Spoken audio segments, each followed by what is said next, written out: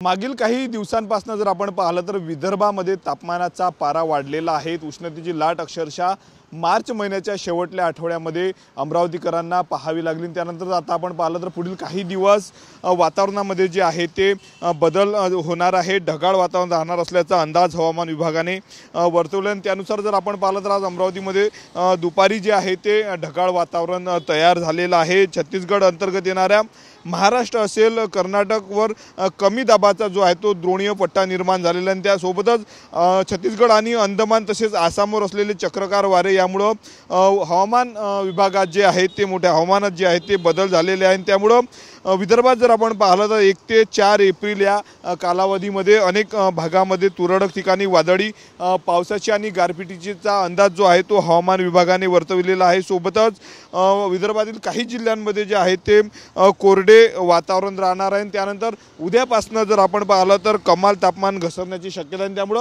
उकाड्यापासून हैराण असलेल्या विदर्भवासियांना जे आहे ते दिलासा मिळण्याची शक्यता आहे। दुसरीकडे पश्चिम विदर्भातील अमरावती आणि वाशिम या 2 जिल्ह्यामध्ये जे आहे ते गारपिटीचा अंदाज जो आहे तो हवामान विभागाने वर्तवलेला आहे।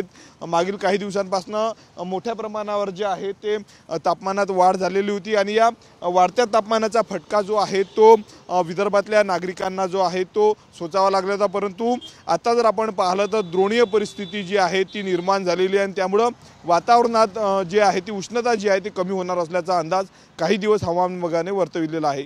कॅमेरामन अनिकेत दहातोंडेसह मी स्वप्नील उमाप, TV9 मराठी, अमरावती।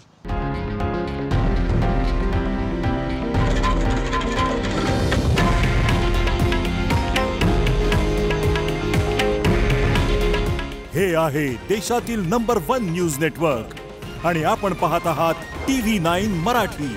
काळजी तुमची, हित महाराष्ट्राचं।